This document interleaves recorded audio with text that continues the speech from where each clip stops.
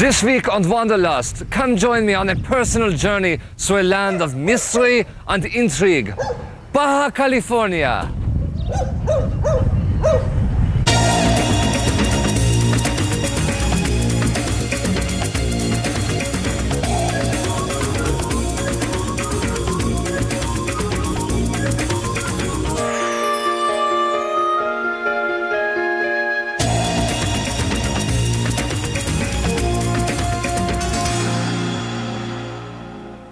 Baja, California hangs from the west coast of the US like an 800-mile-long icicle. Yet there's nothing icicle-like about this sun-scorched peninsula of desert and mountains and thousands of miles of unspoiled coast. Nor is there anything icy about the people and their culture. The traveler will be immediately impressed by their warmth, vivacious spirits, and quiet nobility. They live in a simple, unhurried world, free from fax machines, copyright litigation, and leash laws. Hitchhiking is a great way to immerse yourself in Baja's hot, dry, lonely soul. But let's not be naive, the price is right. But most importantly, traveling by some lets you meet the people of Baja on their own terms, as true individuals, with their own attendant charms and foibles. Okay, hold on.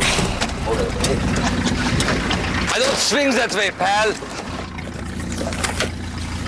Local tradition, my ass. Although it was totally out of my way, what better place to begin my journeys than Conception Bay, where the Sea of Cortez teems with a wide variety of fishes and eels.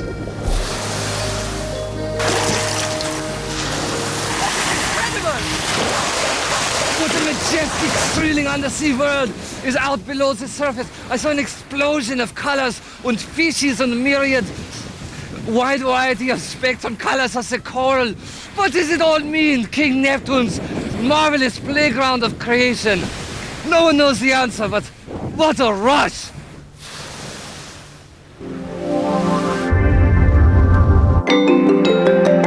Ensenada was once a sleepy fishing village, now a booming tourist mecca, where folks go ape for the shopping.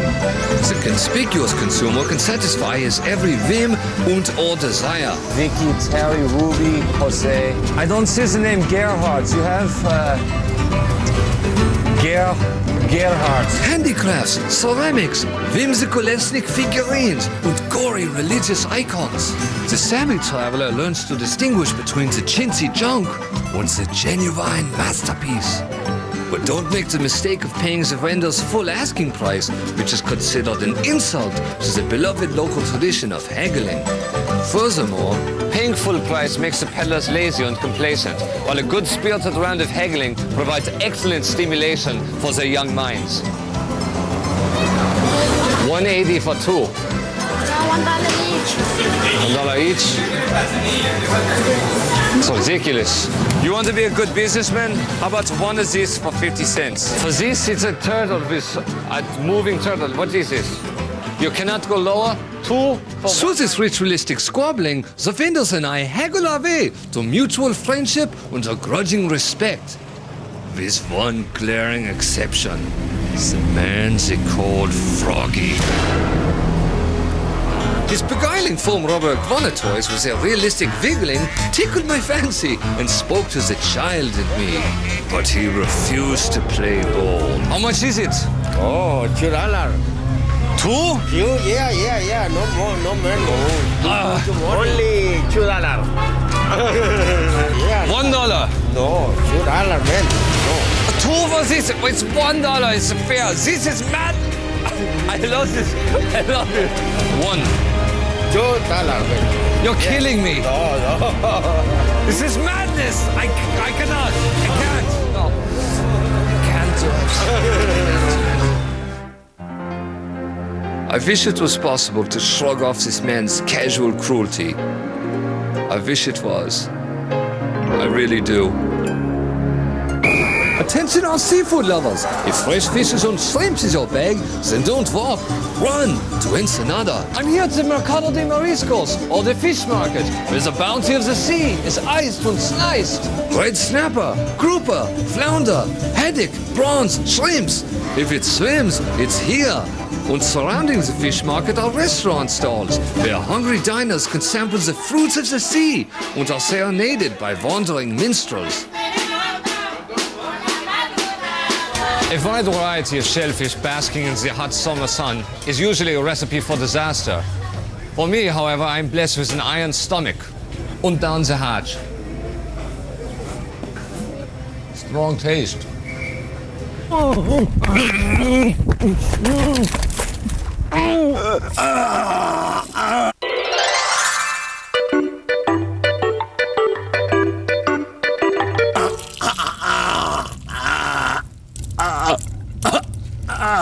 There was good news at the Hotel Calafia. The proprietor offered me a great deal on a shared room with a longtime tenant named Smokey Joe. I don't know which is worse, his constant hacking cough or the way he incessantly mutters to himself. My 6-year-old queen is half mad with syphilis.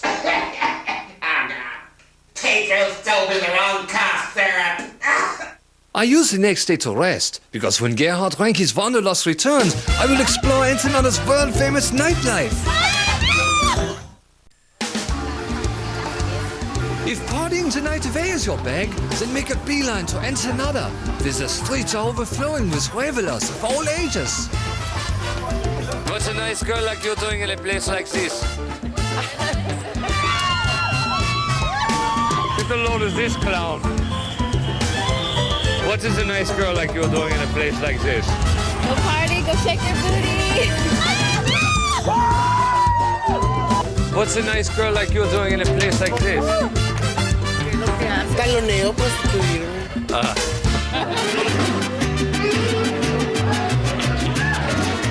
The night would not be complete without the taste of tequila at Husong's Cantina.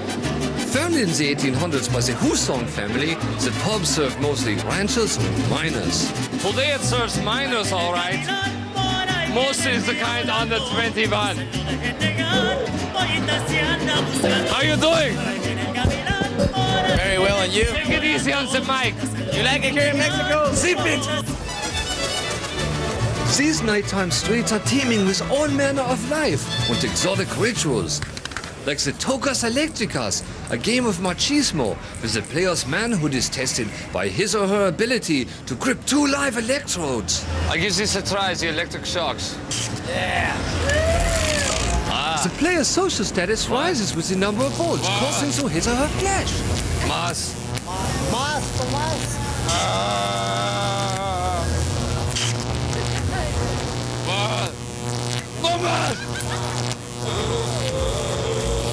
Proving one's machismo has its price. In my case, temporary cerebral paralysis. One more time. But soon I was back on my feet and dancing the night away.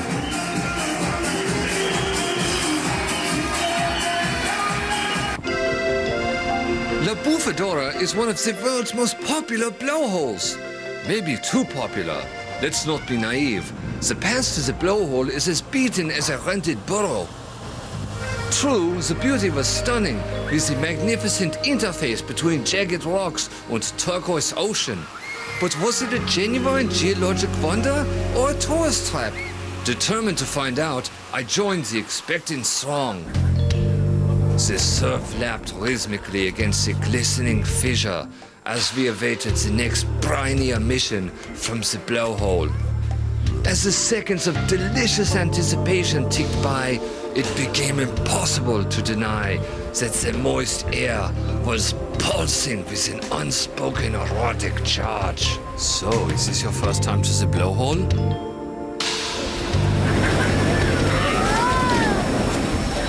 That was good. That was worth the 3-hour trip. Also, it's tempting, never lean too far over the edge, because every year, thousands of tourists fall into the blowhole. lower hole, blowhole, lower hole, blowhole, lower hole, blowhole, lower hole, blowhole. Fortunately, they are spat back out, usually right where they fell in from. With good waves year-round, Punta Eugenia has a reputation as a surfer's paradise. In my life, I've been blessed with the ability to realize almost all of my dreams. But the dream of surfing had heretofore eluded me, until now.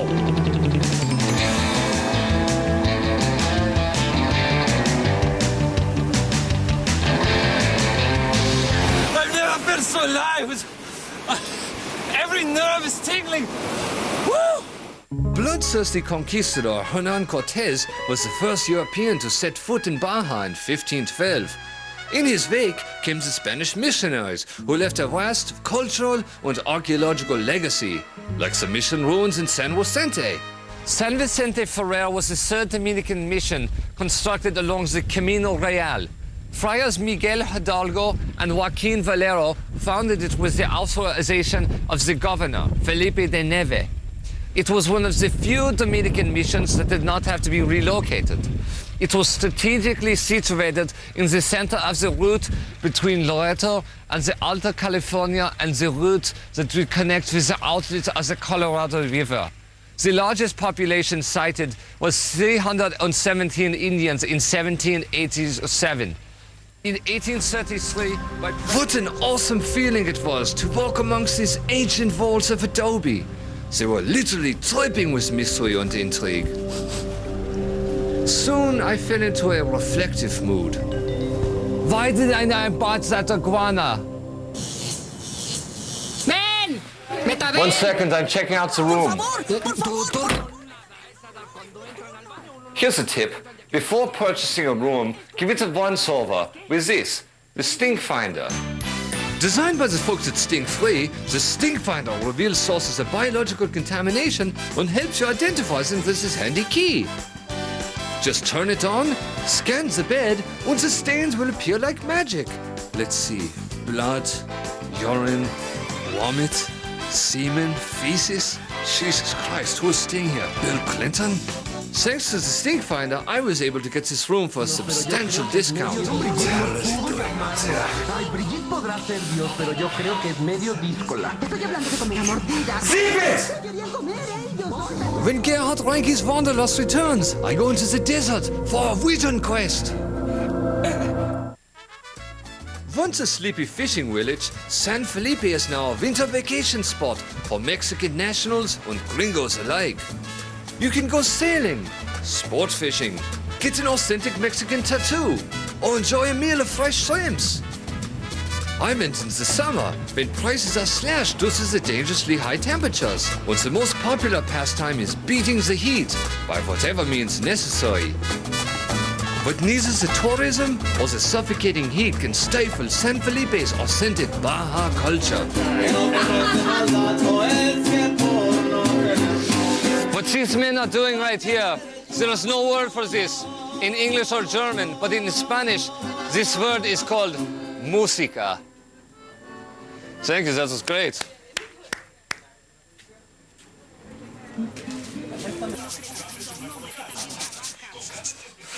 I did not pay $3 US to be devoured by fleas.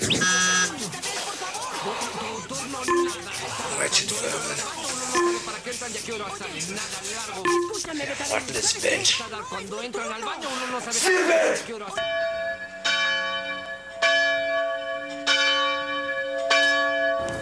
Behind me is the Mission El Descanso, founded in about 1817.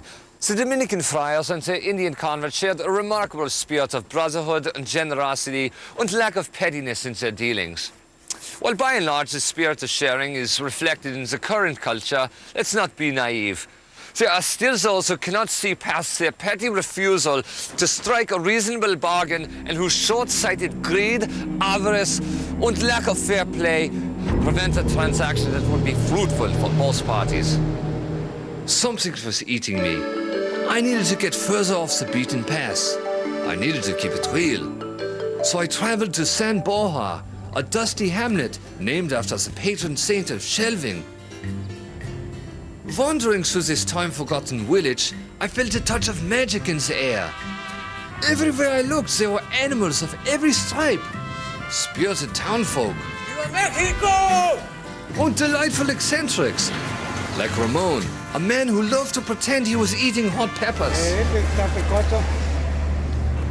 It really looks like you're eating it. As convincing as his pepper eating act was, it was nothing compared to the bombshell he dropped next. He told me of a shaman who lived in the nearby desert. This was exactly the sort of mystery and intrigue I was after. Everywhere I went, when I asked of this shaman, people's eyes lit up, effusive with praise. Yeah, bitte. Hey, estoy practicando bien mi español. It's running. Oh, yeah. It's a running water. It's nice place. Finally, I got a hot lead on the shaman's whereabouts and set out for the desert, resplendent in a traditional serape. Day turned to night, and then back into day. And then, among the ancient cartoon cactuses, I found the medicine man. He spoke in riddles. And in his hand he held a plastic chicken foot. And when he revealed himself, in his eyes I saw the wisdom of the ages. He presented me with the sacrament that was like a key to the latch on the door, behind which lay the secrets of the cosmos. I later found out it was the dried out dung of a peyote-eating desert goat.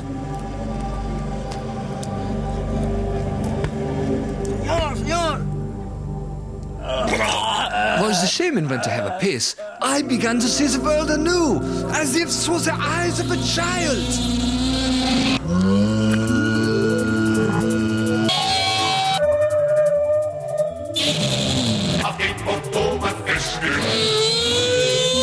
Chica. Chica.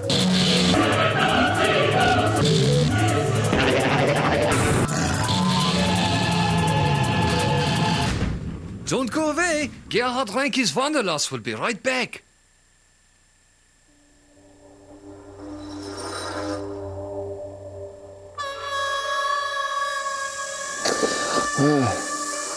The next day I awoke in the blistering heat.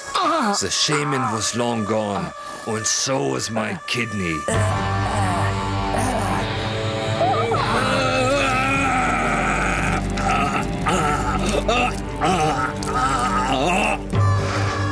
I sallied forth into the merciless desert, trying to glean meaning from these strange events. I've headed up to here with this miserable, dried-out turd of a country. Every Mexican man has a stupid mustache to prove how macho he is. But then again, every Mexican woman has a mustache too. Go figure.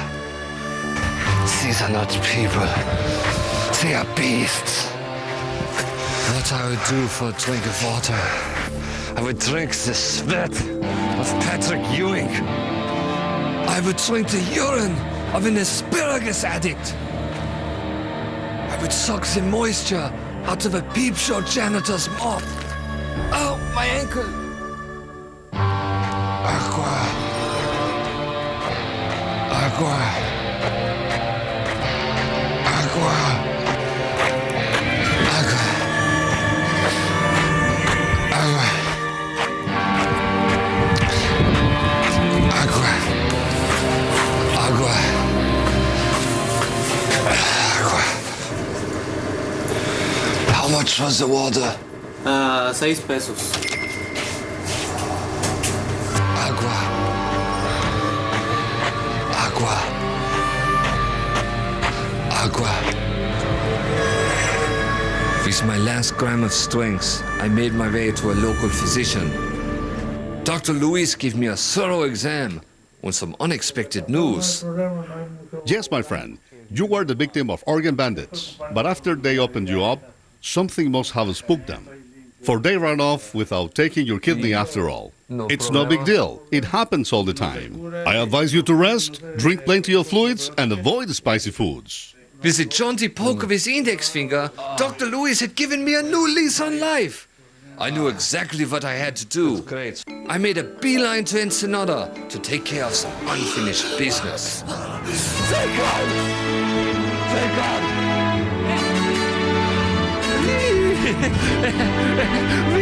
Oh my God!